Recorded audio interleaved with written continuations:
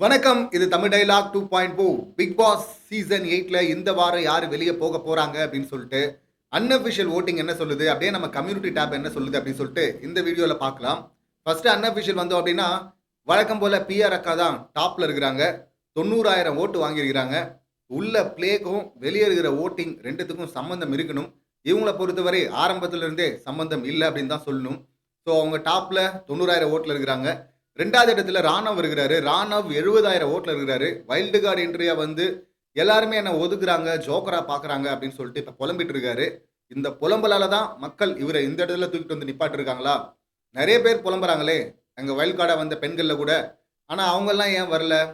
அந்த ப்ரோமோ ஒண்ணு வந்துச்சு பாருங்க. அந்த ப்ரோமோ அதுக்கு முன்னாடி முந்தின நாள் பார்த்தீங்கன்னா, இந்த சௌந்தர்யா அக்கா, இந்த பிஆர் அக்கா தான். இங்க ஒரு காமெடி பாருங்களேன். ஒதுக்குறவங்க இவங்க சவுண்ட் அக்கா, இவங்க டாப் 1, ஒதுக்கப்படுறது ராணுவ், அவரு டாப் 2. அந்த சம்பவத்துல பார்த்தீங்கன்னா, முதல் 3 வாரம் என்ன ஒதுக்குறாங்க, ஒதுக்குறாங்க, ஒதுக்குறாங்கன்னு ஒட்டிட்டு இருந்த இந்த பிஆர் அக்கா பார்த்தீங்கன்னா, இங்க ராணுவ பார்த்து சொல்றாங்க, "அவன் மக்கு, அவனுக்கு ஒண்ணுமே தெரியல. அவன ஏன் ஹெல்ப் பண்றீங்க? அவனுக்கு சொல்லி புரிய வைக்கிறதுக்குள்ள பார்த்தீங்கன்னா, இந்த சீசனே முடிஞ்சிரும்." அப்படின்னு இந்த அக்கா சொன்னாங்க. இப்ப அவங்க நம்பர் 1 இடத்துலயும் ஒதுக்கப்பட்டதா சொல்ற ராணுவ பார்த்தீங்கன்னா, இப்ப 2வது இடத்துல இருக்கிறாங்க. இங்க காரணம் பார்த்தீங்கன்னா, ராணுவுக்கு இவ்வளோ ஓட்டு வர்றதுக்கு காரணம், மக்கள் கடுப்பாயிட்டாங்க. அந்த பிஆர் இந்த சாரி அந்த ப்ரோமோவ பார்த்து. பிஆர பார்த்து ஒரு பக்கம் கடுப்பா தான் இருக்கு. ப்ரோமோவ பார்த்து கடுப்பாயிட்டாங்க. அந்த சீக்ரெட் டாஸ்க் ஒண்ணு பண்ணாங்கல்ல, அதுக்கு காரணம் பார்த்தீங்கன்னா, இப்ப ரவீந்திரன் வந்து முதல் வாரத்துல பிராங்க் பண்ணாரு. ரஞ்சித் ஓட்ட வந்து ஏத்தி விட்டாரு. அவர் வெளிய போயிட்டாரு. இப்ப ராணவ் ஓட்டு ஏறுறதுக்கான காரணம் முத்துக்குமரன். முத்துக்குமரன் தான் அந்த பிளேவ வந்து ஸ்ட்ரக்சர் பண்றாரு. அதுக்கு முந்தின நாள் தான் பார்த்தீங்கன்னா, ராணா வெர்சஸ் அதர்ஸ் அப்படின்னு சொல்லிட்டு, இந்த லவ் கன்டென்ட்ல ஒரு முரண்பாடு வருது, பிரச்சனை வருது. அதையே அப்படியே கன்டின்யூ பண்றாரு இவரு. அதுல முக்கியமான ரோல் அது. ராணவுக்கு குடுக்கப்பட்ட ரோல். அவ்வளோ பெரிய ரோல் எடுத்து ராணவ் கிட்ட குடுத்துட்டு, இவரு சைலன்ட்டா இன்னொரு குரூப்ல போய் உட்கார்றாரு முத்துக்குமரன். அது பெரிய ஹெல்ப் ராணவுக்கு பண்ணுது. அதுக்கப்புறமா இந்த விஜய் டிவி பண்ணாங்கல்ல, அத ப்ரோமோவா போட்டு 4வது ப்ரோமோவ போட்டு பயங்கர ஹைப்ப ஏத்தி வுட்டு, மக்கள் அந்த ப்ரோமோ பார்த்தது, "ஏய் என்னடா ஒட்டு மொத்தமா ரவுண்டு கட்டுறீங்க ஒரு அப்பாவிய? என்னடா நெனச்சிட்டு இருக்கீங்க? நாங்கலாம் வேடிக்கை பார்த்துருப்போமா?" அப்படின்னு சொல்லிட்டு பொங்கி எழுந்து ஓட்ட போட்டாங்க. இப்ப டாப் 2 வந்துட்டாரு. பெரிய ரீச் தான். இத தக்க வச்சுக்கணும். இந்த இந்த சீசன்ல பார்த்தீங்கன்னா, ஆறுங்கிறவர் தான். ஆறுங்கிற லெட்டர்ல ஸ்டார்ட் ஆக போற பேர வச்சு இருக்கிற ஒருத்தர் தான் டைட்டில் அடிக்க போறாரு அப்படின்னு சொல்லிட்டு, அந்த ஏஆர்எம் கான்செப்ட் சொல்லுது. அதனாலயோ என்னவோ தெரியல. ரஞ்சித், ரவீந்திரன், ரியா, ராணவ், ரயான் எத்தன பேரு 6ங்கிறதுலயே வந்திருக்கிறாங்க. டைட்டில் அடிச்சிருவோம் அப்படின்னு. இந்த மாரி ரீச்சே குடுத்தா, அப்படித்தானே நெனைக்க தோணுது. பட் இது தக்க வச்சுக்கிறாரா, மாறுதா அப்படின்னு சொல்லிட்டு வெயிட் பண்ணி பார்ப்போம். 3வது ஜெஃப்ரி 58,000 ஓட்டுல இருக்கிறாரு. ஜெஃப்ரி இவ்வளவு நாள் இருந்து 58 ஓட்டு தான். 58,000 ஓட்டு தான். 4வது தீபக் இருக்கிறாரு. தீபக்குக்கு பார்த்தீங்கன்னா, நாமினேஷன் ஃப்ரீ பாஸ் நேத்து குடுத்துட்டாங்க. ஸோ தீபக்க லிஸ்ட்ல இருந்து எடுத்துருவோம். 5வது ஜாக்லின் 44,000 ஓட்டுல இருக்கிறாங்க. 6வது ரஞ்சித் 33,000 ஓட்டுல இருக்கிறாரு. அடுத்து சத்யா 28,000 ஓட்டுல இருக்கிறாரு. அடுத்து தர்ஷிகா 25,000 ஓட்டுல இருக்கிறாங்க. சாச்சனா 14,000 ஓட்டுல இருக்கிறாங்க. அடுத்து சிவகுமார் 13,000 ஓட்டு. மஞ்சரி, வர்ஷினி 12,000 ஓட்டு. இதுல வர்ஷினி பார்த்தீங்கன்னா, மஞ்சரியை விட ஒரு 170 ஓட்டு லீட் பண்றாங்க.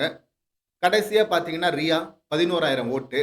இப்ப அன்அஃபிஷியல் என்ன சொல்லுது அப்படின்னா, இங்க 11,000 ஓட்டுலேருந்து 14,000 ஓட்டு. இதுல இருக்கிற எல்லாரையுமே நம்ம டேஞ்சர் ஜோன்ல வைக்கலாம் அப்படின்னு சொல்லுது. அப்படி பார்க்கும்போது சாச்சனா, சிவகுமார், வர்ஷினி, மஞ்சரி, ரியா இவங்க எல்லாருமே டேஞ்சர் ஜோன். இதுல இருந்து சிங்கிள் விக்கெட் அப்படின்னா ஒரு 1000 ஓட்டு தான் டிஃபரன்ஸ். இருந்தாலும் சிங்கிள் விக்கெட் அப்படின்னும்போது லாஸ்ட் வீக் சுனிதாவும் பார்த்தீங்கன்னா கொஞ்சம் டிஃபரன்ஸ் தான் இருந்தாங்க. ஆர்ஜே ஆனந்தி, சாச்சனாவோட.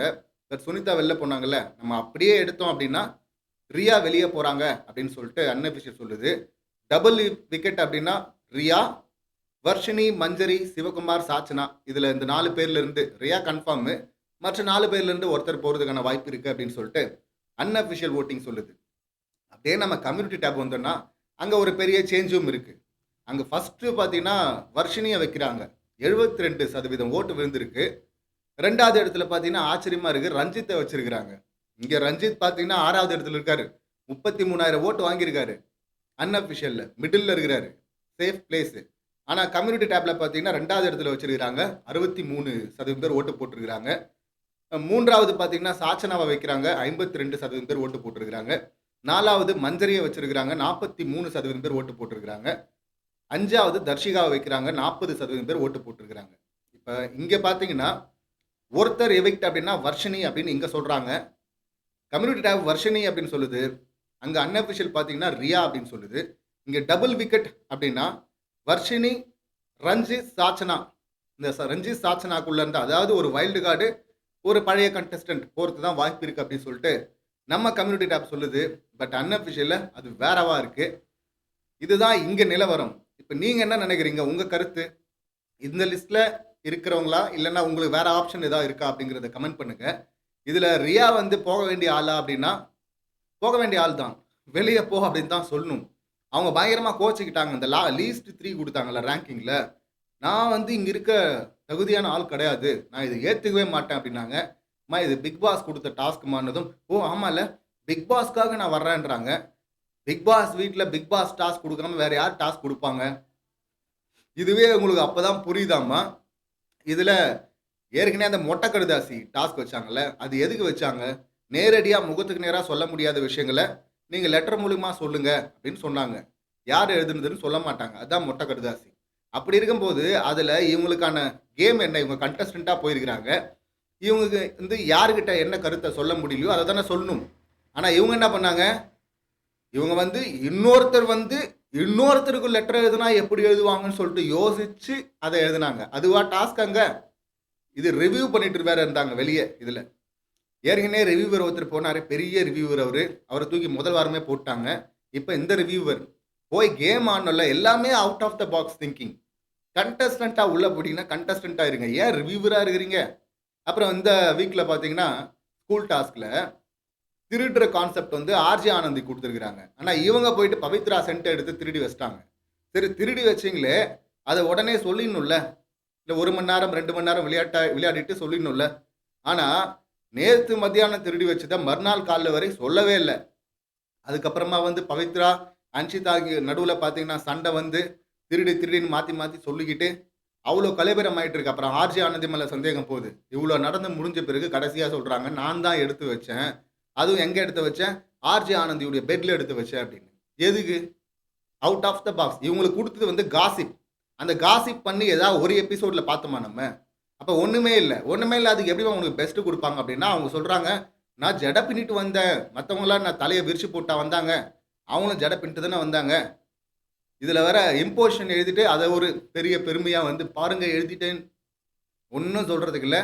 இங்கே விஜய் சேதுபதியை மார்க் பண்ணுறாரு. அதுவும் யாரை வச்சு? அருணை வச்சு. அருணை வந்து ரியா ரோல் பண்ண சொன்னார்ல போன வாரத்தில். அதுதான் போயிட்டு வாங்க ரியா அப்படின்னா ஓகே ஓகே ஓகே ஓகேன்னுவாங்க. இதில் வந்து கொடுமை என்னன்னா, மஞ்சரி பெஸ்ட்டாக பண்ணாங்க. பெஸ்ட்டில் பார்த்தீங்கன்னா மஞ்சரிக்கும் இவங்களுக்கும் ஈக்குவல் ஓட்டு வருது. இவங்கன்னா அவ்வளோ பெஸ்ட்டாக பண்ணாங்க. மஞ்சரி வந்துடக்கூடாது அப்படிங்கிற கடுப்பில் இவங்களுக்கு ஓட்டு போட்டாங்க. மற்றபடி இவங்க எதுவும் பெருசாலாம் பண்ணல. ஒரே நல்ல விஷயம் இவங்க பண்ணது பார்த்தீங்கன்னா, ஈக்குவலாக வரும்போது நீங்களே எடுத்துங்க மஞ்சரி அப்படின்னாங்களே, அதுதான் ரைட்டு. இல்லைன்னா வெளியே போக வேண்டிய ஒரு ஆளை பெஸ்ட்டாக தேர்ந்தெடுத்தாங்கன்னா பெண்கள் டீம் மொக்க வாங்கியிருப்பாங்க அப்படின்னு தான் சொல்லணும். செம காமெடி. ரியா இதில் வேற பேரை வேற மாற்றிட்டு வராங்க. நாகப்பிரியா தான் இவங்க பேர். ஆறில் ஆரம்பிச்சா உள்ளே போனால் ஜெயிச்சிடலாம் அப்படின்னு பிளான் போட்டாங்களான்னு தெரியல. ரியா அப்படின்னு சொல்லிட்டு அந்த பேரை மாற்றிட்டு வராங்க.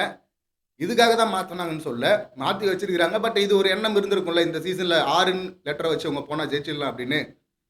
என்ன கேம் ஆடலாம், எப்படி ஆடலாம் அப்படின்னு சொல்லிட்டு யோசிச்சுட்டு வந்து கேம் ஆடி இருந்தால் சூப்பராக இருந்திருக்கும். இவங்களுக்கு ஃபயர்லாம் நம்ம விட்டோம் ஆரம்பத்தில். ஏன்னா வந்து சொன்னாங்க ஜெஃப்ரி நான் அதான் இவங்க கம்பேர் பண்ணிக்கிறாங்க. என்ன மாதிரி ஆட்களுக்கு பார்த்தீங்கன்னா இது பெரிய ஒரு வாய்ப்பு. அதை சரியாக பயன்படுத்தினா தான் இது அடுத்து சரியான ஆட்களுக்கு இந்த வாய்ப்பு போகும் அப்படின்னு அவ்வளோ தெளிவாக பேசின ரியா உள்ள அதை பர்ஃபார்ம் பண்ணாங்களான்னா பண்ணலை.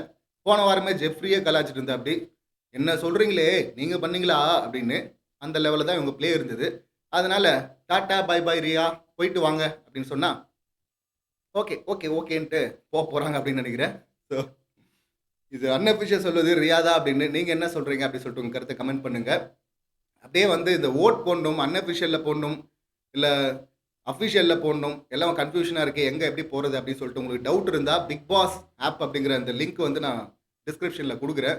அந்த ஆப்பில் வந்து பிக் பாஸ் இந்த சீசனை பற்றின எல்லா டீட்டெயில்ஸுமே இருக்கும்.